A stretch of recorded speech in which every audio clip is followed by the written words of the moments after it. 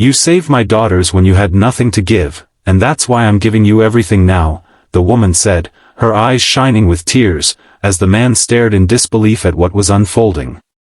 But let's go back, because this miracle didn't start with money, or power, or fame. It started with an act of kindness, from someone who had none to spare.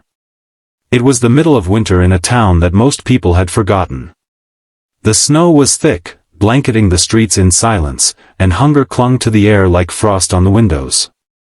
In a rundown neighborhood on the edge of the city, 38-year-old James Keller sat by a flickering space heater in his tiny one-bedroom apartment, rubbing his hands together as his 5-year-old son, Max, shivered under a pile of mismatched blankets.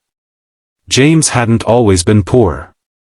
He used to work construction full-time, earning enough to keep a roof over their heads and food in the fridge. But 2 years ago, after a devastating fall on a job site left him with a fractured spine and permanent nerve damage in his right leg, everything crumbled. The company laid him off. Disability payments were slow and barely enough to survive on. His wife had already walked out a year before that, saying she didn't sign up for a broken man. Now, it was just him and Max. Every day was a fight, to find food, to stay warm, to keep hope alive in his son's wide eyes. That morning, James had only $1 in his wallet. He planned to walk Max to the community center, where they were serving free oatmeal, and then look for odd jobs. Anything that paid a little. He couldn't work much with his limp, but he could sweep sidewalks, shovel snow, fix fences, whatever it took. As they trudged down the icy sidewalk, Max clutched James's hand tightly, his nose red from the cold. They passed an alley behind an old grocery store when James heard something. Crying. Faint, but unmistakable. He stopped. Max looked up. Daddy?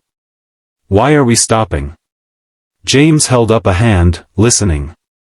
The crying again, soft, desperate, like a child.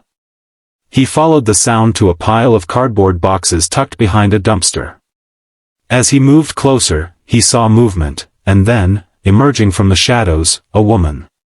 Young. Pale.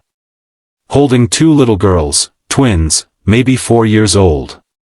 Both were crying softly, their cheeks sunken, lips chapped. She was thin. Her coat hung off her like a curtain, and her shoes were soaked through. But what struck James most was the way she looked at him, not with fear, not even with shame, but with a quiet plea, "Help us. Please," she whispered.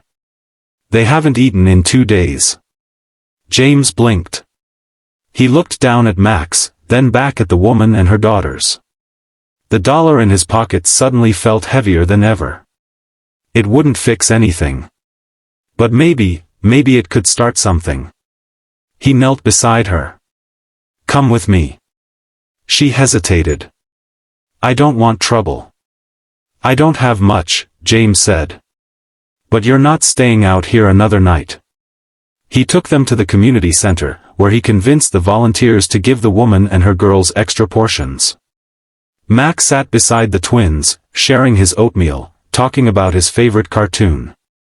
Laughter, real, innocent laughter, broke through the silence of that winter morning. James hadn't heard it in weeks. Later, he invited them to his apartment. It was cramped, but warmer than the street. He gave the woman, whose name was Elena, the last clean blanket and told her to take the bed. He and Max slept on the floor. Over the next few days, they became a strange, stitched-together family. James learned that Elena had escaped an abusive relationship months ago. She had no family, no money, and had been sleeping in shelters and alleyways since. The twins, Lena and Laura, were sweet and quiet, clinging to Elena like lifelines. James gave what little he had, leftover soup, second-hand clothes, a place to sleep. And in return, he found something he didn't know he needed, purpose. But kindness doesn't feed hungry mouths forever. After a week, James got a notice. His electricity would be cut off in 3 days unless he paid the past due bill. He had no idea what to do. No savings. No help. He considered pawning his father's old watch, one of the last things he had of him, but even that would barely cover a portion. Then came a knock at the door. It was Elena, holding an envelope. I went to a shelter this morning. They had a job fair. I met someone. She gave me this. Inside was a job application, for a part-time cleaning position at a senior center. It wasn't much, but it was a start. She insisted she take it, and that when she got her first paycheck, she would help pay the electric bill. James protested. You don't owe me anything. Elena looked at him, tears forming. You saved my daughters. You gave us dignity when we had none. I owe you everything. She got the job. And she kept her promise. The electricity stayed on. Over the weeks that followed, they worked together. James found a man who needed help maintaining a garage and offered to pay cash. Max helped the girls with their ABCs. The apartment remained tiny, but the love inside it was bigger than anything James had known. And then, everything changed. One snowy afternoon, Elena asked James to come with her to the senior center. She said someone wanted to meet him. Confused, he agreed. When they arrived, they were ushered into a bright room where a woman in a designer coat sat, sipping tea. She stood when James walked in. You're James Keller, she asked. Yes. I'm Michelle Hart, CEO of Hart Care Homes. Elena has told me about everything you did for her and the girls. James shifted uncomfortably. I didn't do anything special. That's where you're wrong, Michelle said. In our world, people walk past the suffering. But you stopped. You gave what little you had without expecting anything. And that kind of man, that's the kind I want working for me. James blinked. What? Michelle smiled. We have over 30 assisted living facilities. I want you to manage one. You'll get housing, a salary, benefits, everything. And if you're willing, I'd like to sponsor your physical therapy.